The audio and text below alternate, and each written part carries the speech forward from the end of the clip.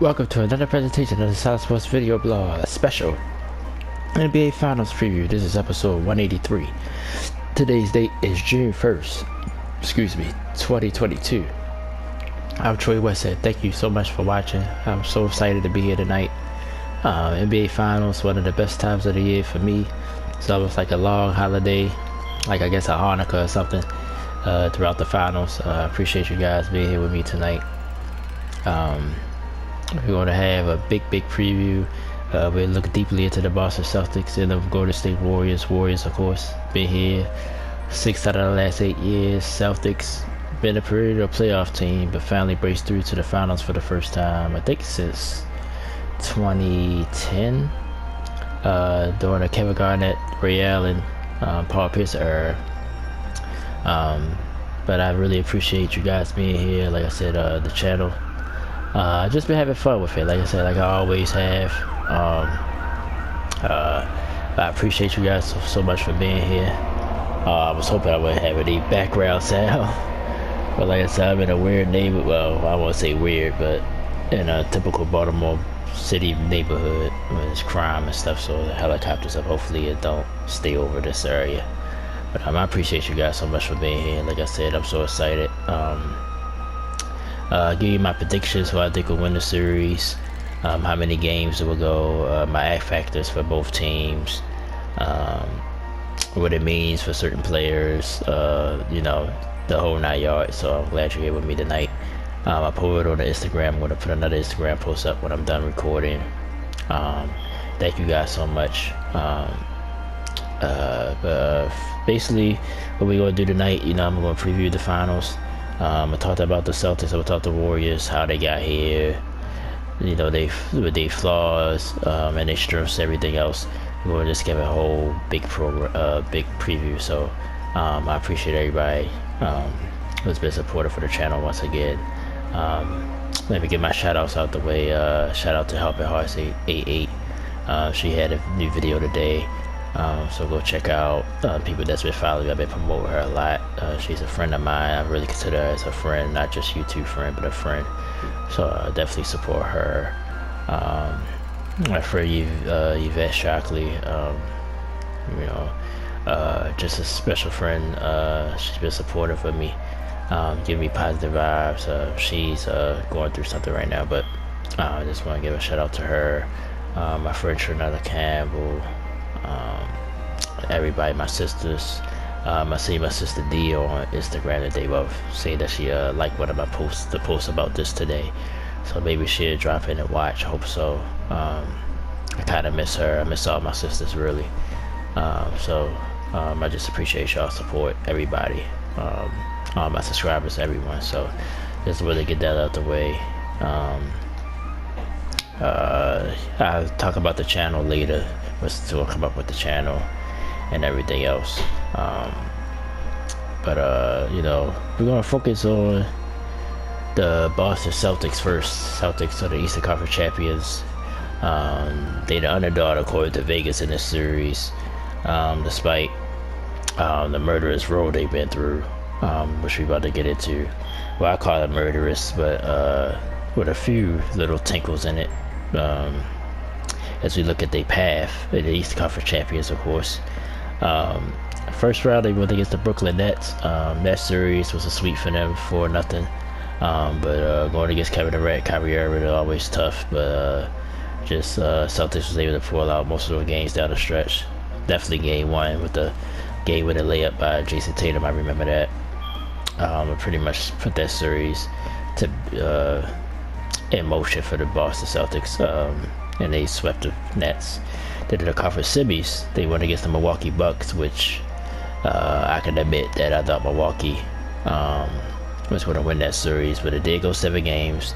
No, you know, these are the outliers. It was no Chris Middleton, even though you can say what you want about Chris Middleton. He's a middle role player, but he was the legitimate scorer that they was missing. Drew Holiday had to take up the slack.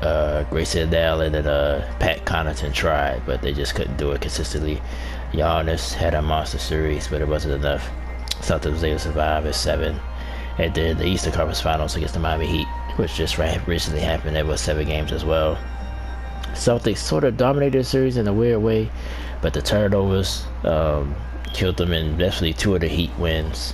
The third win was just Jimmy Butler just going nuts and carrying them to a win. Then Game 7, Boston was pretty much leading the whole time. Heat made a late run. The Jimmy Butler shot the 3. It was a good looking shot. But just me personally, and it's always good, it's always easy to couch stuff when things don't go right. But I thought they should have tried to set up for a better shot, at least to tie the game. Because even if he makes that 3, Boston would have had 11 seconds, 10 seconds left. They would have had still a chance. You still would have to play defense on the other end, which you probably feel more comfortable with doing. But I just think they should have got just a more in a flow shot, even though that was Jimmy was feeling it. But so in hindsight, well, I ain't gonna say hindsight because I would have slowed it down and tried to get a good shot off, even though that wasn't a bad shot, but it wasn't a great shot either. But the Boston Celtics survived that series within 7 games as well. So the last 2 series has been long for the Celtics. Let's talk about them. My 2 big question marks for the Celtics in this series, especially if they go to win. Can Jason Tatum take the next step? Which we've been asked about these whole playoffs. Everybody put him on pretty much the borderline. Is he a superstar? Is he not? I definitely think he's on the cusp of being a superstar. He's definitely their best player, especially when it comes to scoring the basketball. But the Celtics, I don't want to say underrated because some people know how good defensively they are, but Jason Tatum just individually is a great defensive player, and still score the basketball. Usually that they'll go hand that often. But he's been good. He's been, he's disappeared sometimes. I think he, especially against some of the games against the Heat, just not taking enough shots. I think he should at least take 20 shots a game easily, period. No questions asked. It should be 20 shots. So, and I think some 4 quarters he didn't take a shot at all. Barely took a shot. So, but I think he's right there. Even though the Celtics team is young, like the core players, the great players are young, like Tatum and Brown. They both under 25 years old. I think Brown is probably right at 25, I believe.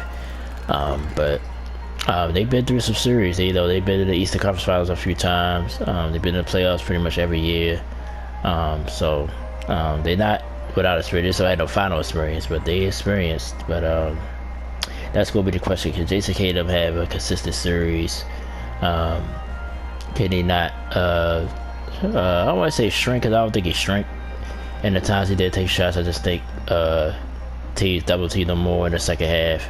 And he tried to pass the ball more, but I think you gotta find a way to still get some shots off, despite the double teams. But we'll see. I think that's a big question mark for the Celtics in this series if they're gonna do well. Number 2, can the Celtics defense slow down the Warriors? I think they can. Marcus Smart, defensive player, they got the defensive player here, so I think. Will they take the 4 challenge of chasing Steph Curry around or not? We'll see. Even though he's been injured, and even though I locked out who might have been injured for both teams, even though he had injuries, like Jimmy Butler was hurt in that series as well, off and on. Tyler Hero didn't play the last basically 3 games of that series. But Celtics had injury as well. Al Horford been in and out the lineup. Marcus Smart been in and out the lineup. Jason Tatum suffered a little injury. Robert Williams been in and out.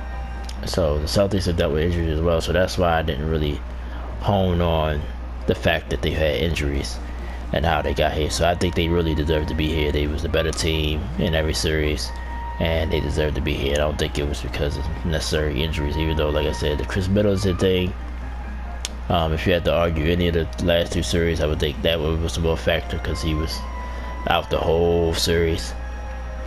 But I think the Miami series, I think both teams was beat up. And I think Boston just survived. And like I said, they dominated the Brooklyn series, the Ben Simmons situation.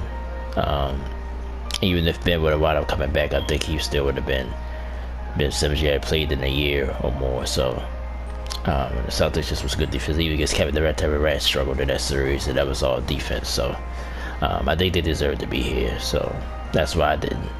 Even though some people throw that narrative out that they got the lesser of most of these teams that they had to go through. But I think so. I think they could, if they make the game dirty, I think it does favor the Celtics. Like say if it's under 100 points or something like that.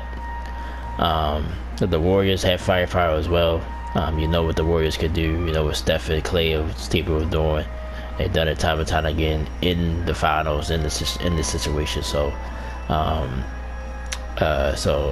we'll see if the Celtics can hold up to that. But I think they can slow them down. I really believe that. Not necessarily stop them, but I think slow them down. Give them some trouble on the offensive end. Okay, my X factor for the Celtics. I'm going players here, even though some experts have gone like situations, which can happen off this, But I'm gonna go like one player each. So when I talk about the Warriors, I'm gonna do the same there. I think Al Horford. I think if Al Horford had a monster series, this could be a huge lift for the Celtics. I think the Warriors big week. I've been saying it. I probably said it 3 or 4 or 5 times. Anytime I talked about the Warriors, the inside. Kevin literally though have a monster series against the Dallas Mavericks, but the Mavericks didn't have really no skilled big men, and Looney took advantage of that. But I think overall the Warriors front line is weak and undersized. So I think Al Horford, if he played more inside, even forcing them to the outside, taking the shots from the outside that he normally does. I think Al Horford is rebounding. I think all that could tilt the series in the Celtics' favor if he's out of his world. He has big moments in the playoffs, this whole playoff run for the Celtics. So if he have a monster series, a consistent series, that could be real big for the Celtics. So now let's move on to the Golden State Warriors. Like I said, 6 out of 8 they've been here. The 5-year in a row run. 4 against the Cavaliers, the last one against Toronto 2 years ago in 2019. Then the last 2 years, I think the last year, the bubble year, I think they was in the play-in and didn't make it. I know it was the bubble year 2020, 2021. They was in the play-in. They lost to the Lakers in a 9-10 game, I believe, or the 8-9 game, and then they lost to Memphis as well. Or did they beat Memphis and then lost in the first round?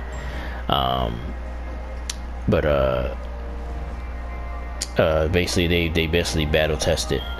Let's look at the path, how they got here. Round 1, Denver, quick series, 1-5 games. Denver been undermanned all year. The MVP, the Joker, still had a good series, but just no help. Warriors took advantage of that. 1-5.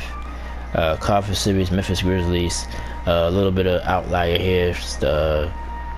John Morant didn't play, I think, the last 3 games of this series.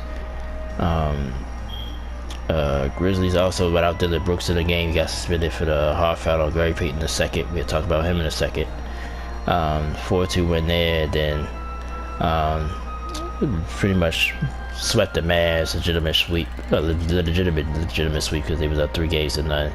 Dallas won game 4 at home, and then Warriors finished them off in game 5 at home. Okay, first question here for the Warriors I wrote down. Can Steph and Clay do what they do? Basically, can they get off their shots and stuff like that? The Boston defense has been outstanding all year long. I think by experience, yes, they can. I think Clay Thompson, to me, though, he's trying to get back to what he was. I think he showed flashes of the old Clay, but I think some people say he might never get back with all the injuries he's had with his knee and everything else. But he's shown flashes of getting back to where he was. So we'll see if he can. Steph has been, especially the last couple of years, his numbers been off the charts. All-time leader in threes now. I hate this narrative that's out there about Steph that he struggled in the finals overall. If you look at his numbers now, now legitimately you could bring up, his fourth quarters to some of the finals. Especially when the Rat was there. The Rat was the guy. The Rat is the better player. So, the Rat was the guy pretty much that Curry. Well, I don't want to say Curry, but was dominant in the two finals that they won when he was there. Then they lost to Toronto. Steph was pretty much the main guy because everybody was hurt.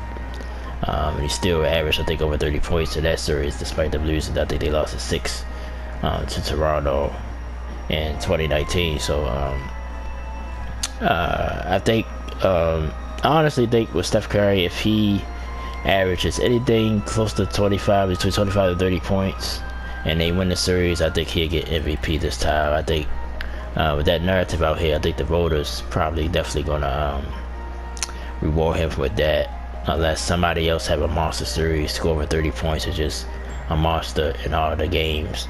I don't see how Steph don't win this award. But I think that narrative is a little bit unfair because he still consistently scored. They haven't come through in certain spots, like the series at Cleveland when they lost a 3-1 lead. Yeah, Steph sort of struggled a little bit in that series, especially down the stretch. And the Cavaliers didn't take advantage of that and win that series. But I think it's a little bit unfair. But I think this is his opportunity to make his mark. Another topic, I guess, about the sports leader, is he a top 10 player if he wins this and win the series MVP? Honestly, I already got him in that class. I would probably have to break it down. I got my top 5. I shared my top 5 before. I've shared again real quick. Jordan, LeBron, Kareem Abdul-Jabbar, Kobe Bryant, and Magic Johnson. That's my top 5. I never really thought past that, but I guess just off the top of my head, I think Larry Bird would have to be in it because of what he did. I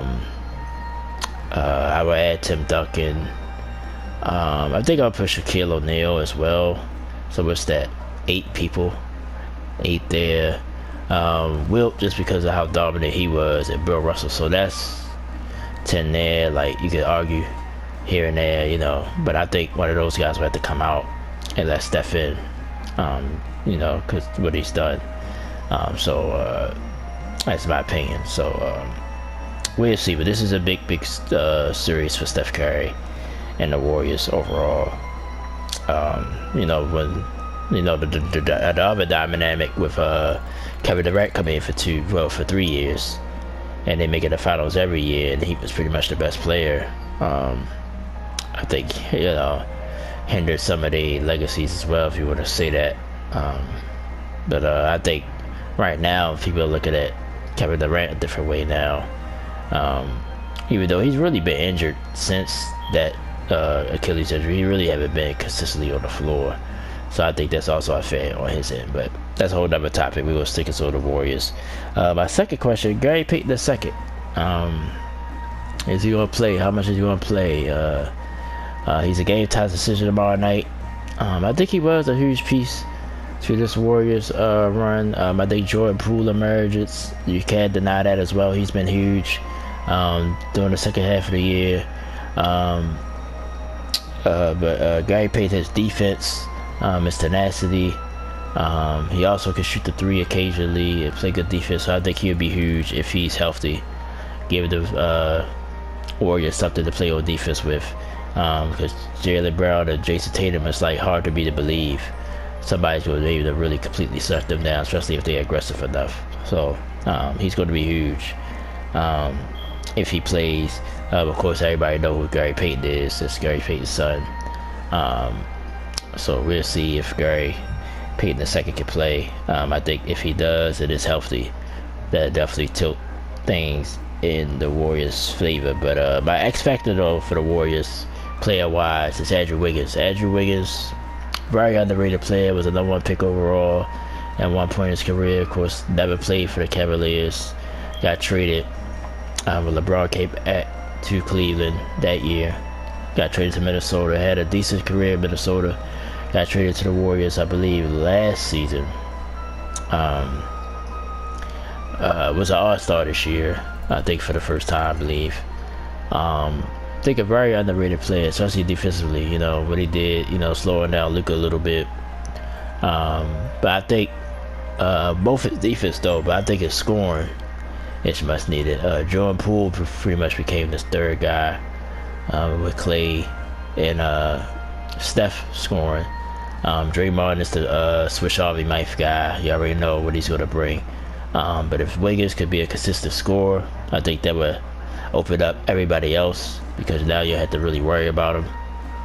So I think he's the big key to this series. If he have a good series, I think the Warriors would definitely be better off. And they give you some defense, maybe take down, challenge, I should say, Jaylen Brown or Jason Tatum. So that's what I see happening with Andrew Wiggins. So I think if he's consistent, just like I said about Al Horford, if he's consistently give you that, I think it'd be hard for the Warriors to lose this series. Alright, so let's bottom line this. Let's get my prediction on what I think who's gonna win this series. Be honest with you, you know, I look at the Boston run, you know, I've been watching a lot of the Celtics, even more than the Warriors, because the Warriors is a late, you know, West Coast team, so I haven't seen them a lot unless they was on national television. But I've seen a lot of the Celtics games through all the rounds, and I just think Boston, I still think they're not quite ready yet, to be honest with you. I still think the Warriors' experience will be the factor. I also think they just disappeared too much, like especially in the Miami series. Glaringly, it's like they just disappear for a quarter or two. You can't do that against the Warriors. I just don't think you can. I think the Warriors will take full advantage of it. Miami couldn't, maybe because they just didn't have a consistent scorer other than Jimmy Butler. But I think if they disappear in this series like they did in any of the other series, even in the Brooklyn series, they had stretches where it was like, what's going on? You know, if they do that against the Warriors, this could be a quick series. But overall, I think the Warriors will win this series in 6 games, 4 games to 2. I think the Warriors are just too experienced. I think Boston is capable. Trust me, they're capable of winning this series. Like I said, that's why I put Jason Tatum, not to put pressure on him. I think if he takes the next step when he scored 30, 40 points a game in this series, that's going to be big. Jaylen Brown, if them two are consistent and really wants this, we're going to see, especially in the first 3 games on the road.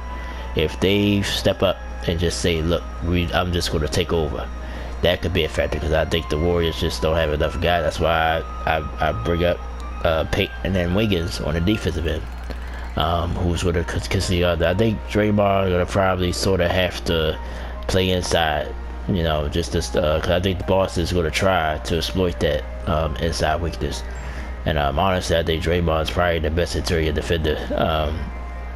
We'll see what Looney can do. Can he continue to do what he was doing? He was more scoring against Dallas. He took advantage of that, but he gonna need his defense as well. He gonna need some interior defense as well. I think the bench is gonna matter as well on both sides. Boston bench has been huge at times. The other Williams, I can't think of his first name right now. I apologize for that. The other kid, like they got some guys on the bench. Golden State, like I said, Payton, Jordan Poole been coming back off the pitch since Curry, because Curry was hurt in the first round, so Jordan Poole was starting a lot. So all this stuff are factors. I think whoever wins the bench, that's going to be huge and a big factor in this series as well. But I think the Warriors' experience will take advantage of this. I think Boston might disappear too much, and I think it's going to cost them this series. I don't think they're going to be able to overcome it. I think the Warriors win in 6. This could go 7 games, but I don't like predicting 7 games, because 7 games, basically, like I said this before, if you said a series will go 7 games, you're basically not sure who's going to win. You're not sure. That's just my opinion. I always said that. That's why I rarely pick a series saying it's going to go 7 games and pick a winner, because if they go 7 games, it's pretty much neck and neck. 6, Warriors is 6. That's my prediction. That's what I'm gonna stand on, and we'll see what happens. But I think Boston is capable, and I told you why of winning this series.